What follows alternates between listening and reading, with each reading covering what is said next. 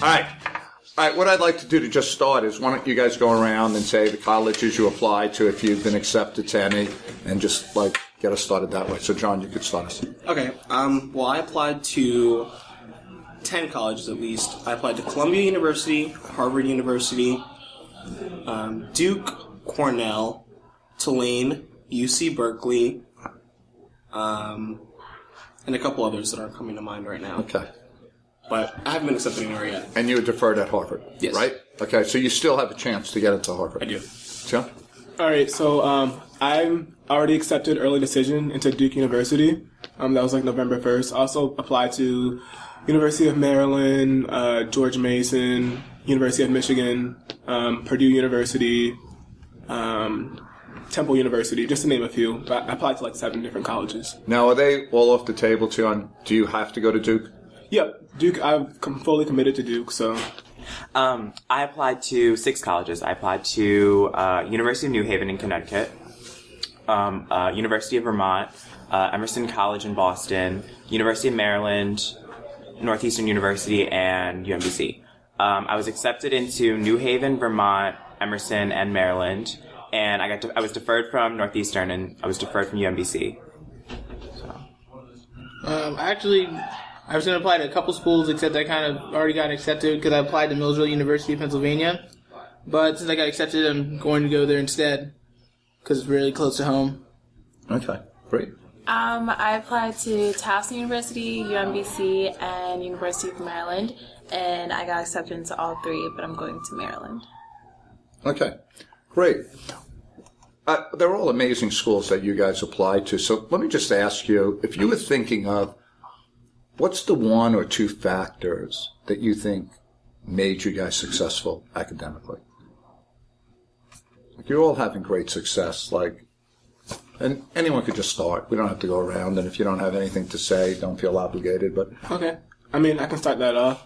I think a really important factor to success is definitely self-determination, because people can tell you they know what you need to do to get into college, but I think that student has to have self-determination, because there's going to be days where you're really stressed out and you're worried about if you're going to be able to get into college or if you can do it. But if you just kind of keep a positive attitude about it all, that's really good, and that can help go really far with everything that goes in the college application process.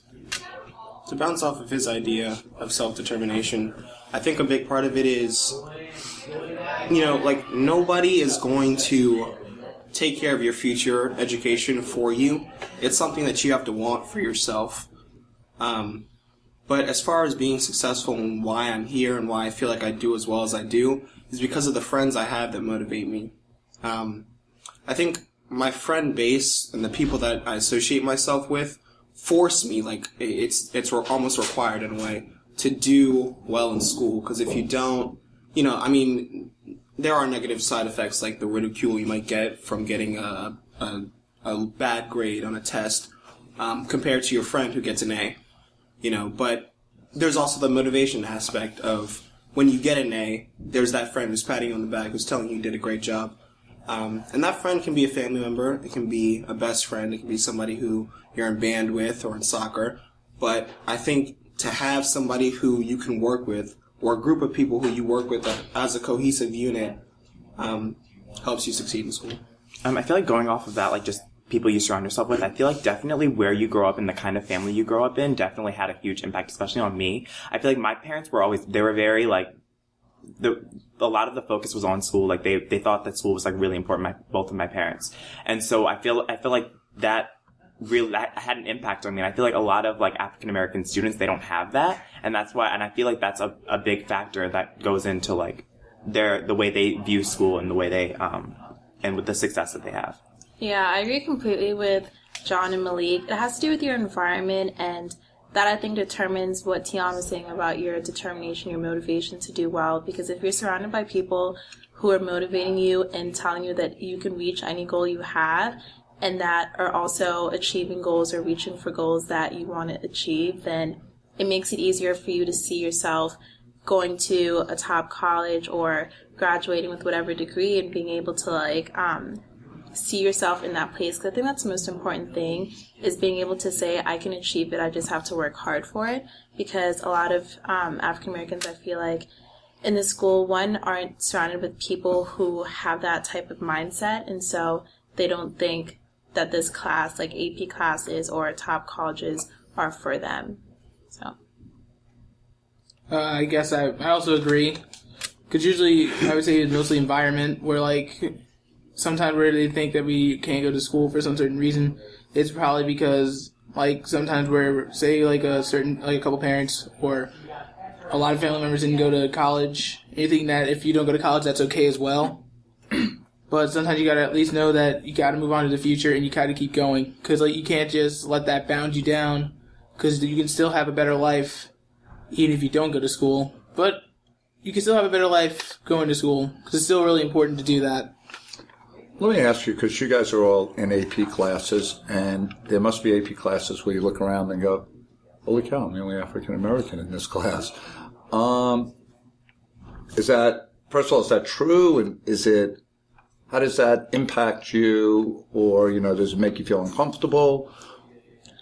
I would say it's off, because I've had this, like, that type of feeling literally since, like, 7th or 8th grade, since I started being in, like, GT classes before I even came to high school and started taking AP classes.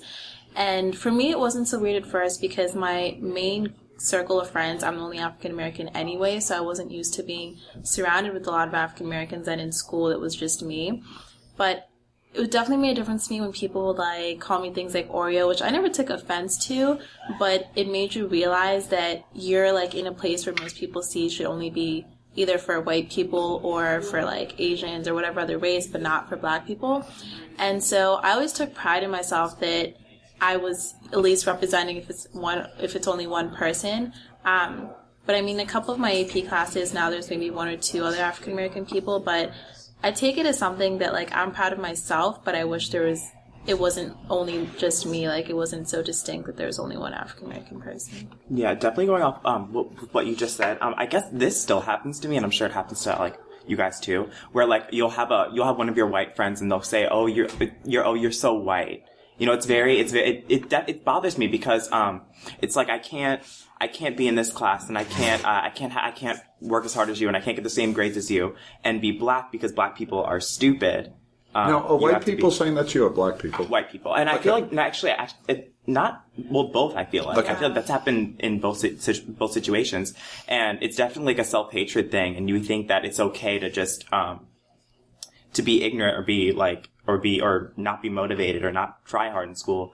I feel like, yeah, there's that kind of generalization, oh, you're so white because black people can't be in this class, black people can't be smart. So, like, that's how I feel. I definitely agree with the conception that most people have that you can't be educated and African American at the same time. And I think being the only African American in, like, several of my classes makes me realize that, like, there's this sort of self-confirming bias that works to your advantage when you're in a class with people who look like you, regardless of whether or not, they may act or talk like you. It's the fact that you have people who you feel like are similar to you. And, you have in-group bias, you have out-group bias. But it'd be really nice if every once in a while I could get together with fellow African Americans in my classes and sort of talk about, whatever it is that the class might need to discuss. But I don't feel like I have that in a lot of my classes, and I feel like I have to extend myself personally out of my own, bubble to go accommodate to meet with other races, either white, Asian, but not black. Do you think the school or the teachers in the school have the same expectations for African American students as we have for white or Asian students? Not even close. Yeah. I think in the classes that we're in, we feel like you don't expect any less of me or anyone here than you would of someone who's white or Asian, whatever. But I think teachers, when they look at the majority of African American students, they would expect them to be in standard or honors classes and not even thinking about taking AP classes, whether it's, like, for registration. I don't think that would even be in their mind that they would be going to take something that would be rigorous or hard to do. So it's unfortunate, and I think it's because there's five of us here. There's five of us here, and I think that's why. It's because you don't see it. You don't see a lot of African Americans in these hard classes, so it's like almost second nature to them to expect less of them because there's not people achieving at the level which, like, the rest of the races are, and so it's sad, but in a way, I don't think it's necessarily their fault. When you say there, are you saying teachers or African American? Teachers, yeah. And I'd just like to kind of add to what Michelle said. I think, well, I don't know if you guys have experienced this before, but you walk into your class for the first day, and it almost feels like the teacher is surprised that you're succeeding in that class. I felt like not every teacher does this, but I feel like there's certain teachers that will, not on purpose, but feel like they're kind of surprised that you're succeeding in that class, especially classes like English or a class that's more subjective to. It's like almost hard because you feel like you have to work just a little bit harder than maybe a white student because you're African American, and you feel kind of like, even though you can get you get similar grades and you have similar talent as maybe another student, you have to work harder because the teacher might expect less of you because you're African American. Yeah. I think definitely you feel like you have to kind of like prove yourself a little bit more than the students that are white or Asian. Like I've had that happen in, like, I feel like in several classes I feel that way, that I have to try extra hard just to prove myself. Yeah. I definitely feel that way when I talk to like other people of different races who don't know me personally, and I start talking about like my academic record, and like I might tell them my grade in so and so class or my class rank, and they're like, "What? Really? I didn't expect you to have such a high, class rank or have such good grades." And I'd be like, "Why?" And I mean, like, I wouldn't ask why because I know the obvious answer, but I just feel like those prejudices that were formed even before we started a conversation are things that have to change before we can get more African Americans in. And maybe it's a cycle. Maybe you get more African Americans in and that changes the prejudice, or maybe you change the prejudice as you get more African Americans in. But well, when I was telling people that you got deferred for Harvard, the first thing they asked me is what sport you played. Do you know what I mean? Like, if you're an African American, you're going to Harvard. Same thing with me. It's not because you're smart, it's because you must be a good basketball player. And, Right. and that's part. I've heard that. And that even when it came with you, when I was telling people, it was like, what are these No, they're just smart. They're just. So let me ask you, do you think our school culture as African Americans make you feel included at Dulaney? Or, look up, just take it. I think it's kind of, I'm not going to sit here and say, no, everyone hates us and everyone, just kind of throws us in the trash. No, that's not true. But I do feel like in some cases, we can't be, as a part of that class or as a part of that group as another white student. I don't know. I feel like, maybe on the basketball team or whatever, we can fit in. But I feel like in certain areas, it's almost as if, like I said before, people are surprised that we're even there or we're even attempting it. Like, even, I don't know, just, I feel like there's like that kind of surprise factor a lot of the times. Yeah. I kind of feel like that the school has done really well trying to put everybody included. Like, I actually do feel included when I'm in the school. Like, I remember in the past, like, where as a kid, like, if I was in a certain class, like, I never took GT math until 3rd grade. And then, like, a bunch of kids were surprised I either get a perfect score on a test. They think, oh, wow, I didn't know black kids like you would ever get a perfect score on a math test. Like, oh, yeah, I actually studied for this. But, it's like, for this school, this is actually, like, one of the first schools, this is one of the first schools that I've ever been to, like, I felt included. Because, like, they actually did really well in that we have such a diverse, students that I guess there's not really much I can say about it. It's like that since it's so diverse, they're actually doing a really good job. Like, we're all together. The whole we are one. That's how I think it's really important.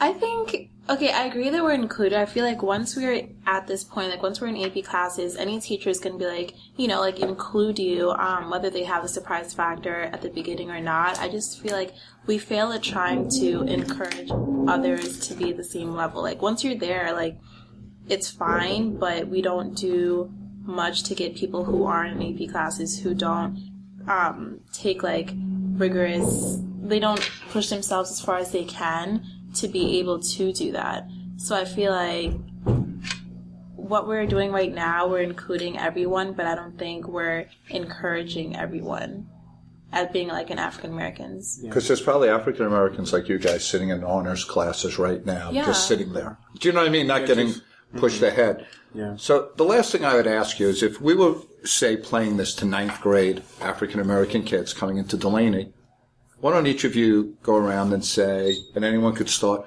what would you tell them? Like, what advice would you give them as you walk into high school in 9th grade for the first time? What would you like to say? And then we could wrap it up with that. Well, I guess, like, really just study hard, because I remember when I came into 9th grade, like, I really got discouraged about school, because I remember 8th grade I didn't do really well, because I kind of stopped caring for a couple of months. Then I kind of had to, it kind of went through a lot. Like, first year's always hard. Just as long as you keep studying, you just don't give up, you're going to always succeed. I think number one thing is look at yourself and think of where you want to be in the future. So not looking at your skin color, not looking at the friends you hang around with, not looking at maybe the encouragement that you don't get from your parents or your family members. Whatever it is, just surround yourself with people that are trying to go the same place you're trying to go, whatever skin color they are, and that way you'll inevitably be able to achieve higher than you would if you didn't. And so I feel like if you just keep working hard and don't let I think it was interesting what Malik was saying about self-hatred. I think it's worse with African American people to other African Americans than it is even with white people to African Americans, because white people are scared to say it. No, truthfully, that's why I was shocked when Malik said it, because that's uncomfortable. Where I think an African American friend of yours feels more comfortable saying that, unfortunately. Yeah, because I think they see the white race as, I know this is kind of going off the advice thing, but I kind of see the white race as being negative, and so they're classifying us as being white negatively because the rest of them aren't there. And so I feel like if we try and get them to think like the mentality that it doesn't matter where you see the most of you, it matters where you want to be in the future, whoever's there. Because at the end of the day, feeling more comfortable with maybe having like most of your class be African American, once you graduate and once you want to be able to have a job and just live a comfortable life doing whatever you want to do, that's not going to matter like who was in your class and what skin color they were. So just keep working hard, take AP classes, like challenge yourself, like don't take classes that you know you're going to get straight A's in easily, because you want to just push yourself to the furthest you can, but not get too absorbed with the grades itself, but just push yourself. That's all I can say. You got this. I would say, if I had to say the number one most important thing to do in high school is, as a freshman, well, there's two important things. The first important thing you need to do is realize that your swag will not last you past senior year. And what I mean by that is, yes, a fresh pair of J's are very nice, and they look great, and they're very expensive. And if you can pull the kind of money to get it, then get it. But think to yourself before you get those pair of J's, if a textbook or an AP study guide or something that'll help you get an edge in class is more important. And when you weigh the benefit of a new pair of shoes that might last you a year or two over the education you receive from the study guide, then you'll understand why you need to get the study book instead, and why that education is so important. Because I guarantee you, no one will look back on your high school years and see what you were wearing. All they're going to care about is what you did with the education you received and where you went from there. Yeah. And secondly, I would say that you need to find something that you love and pursue it with a passion. Whether it's band, I don't know if you guys think that's lame or anymore. No, do you. Chorus, sports, anything. Just find something and pursue it with the passion. When you realize that you find something that you love, you should never give up on it. And you should find a way to keep that passion lit in both your education and whatever it is that you love, and you'll be successful. Okay, promise, just 2 seconds. Kind of going with what you were saying about finding something you're passionate about. Apart from grades, work hard, but also get involved in school, because I feel like that will even expose yourself more to people who are trying to achieve what you're trying to achieve, whether it's clubs, sports, as you said, like get involved in extracurriculars that will help you, because even getting to college, a lot of it is what do you do outside of, once you get out of school at 2:15, if you just go home, or if you're involved in your community. And I think both of those together is only going to help you more, and definitely finding something you like to do, because even if being a lawyer, being a doctor isn't what you have to do, like, just find something you like and just keep going with it. But sorry, go ahead. Yeah, I mean, I feel like they should definitely know that social mobility is possible, and I feel like education is the way to do it. So I would just let them know, like, emphasis mainly on working hard. And because I remember when I was in 8th grade, I remember my first quarter, and this was weird because I never used to get C's. I went through this like phase where I had like this first quarter, I had like 4 C's and 4 B's. Okay. And so I remember my mother sat me down, and she was like, this was, and I remember she told me, she's like, this, this can't be happening. Like this will, I mean, for a black male, like, you can't really advance this way, and you don't want to be ending up anywhere asking someone if they would like fries on anything, because that's the line that you're headed down with the way that you perceive school. And I was like, okay, so I feel like I definitely just working hard, and I feel like my attitude about school has completely changed from 8th grade, and I remember. I didn't start taking GT classes until 8th grade, and I was only taking 1, and I went and I took more and more each year, and then I finally up to now I'm taking 5 APs, and that's completely like different than what I had been taking in 7th grade. So yeah, definitely, I think mobility is possible, and education's the way to do it. And just to add on to what Malik said, I really like what he said about social mobility. I think a really important thing to talk about is neither of my parents went to college, or, and my parents were born in West Baltimore, the city. That's where I lived for the first, until 4th grade when I moved here in Cockeysville. And I think it's really important that no matter who you are, no matter what your parents do, no matter who you're friends with, you can do it. When you go to high school, this is basically a fresh start for you. You can get whatever grades you want. No one's gonna sit in class for you, and this is all about you. So that's what I tell a 9th grader coming in. Yeah, I mean, my mom didn't go to college, so. Neither did mine. Yeah. My dad didn't. My parents are from Africa. See? So that's good. No matter where you're from, it doesn't matter, right? Yeah, you could end up being like the president. Well, I thank you all.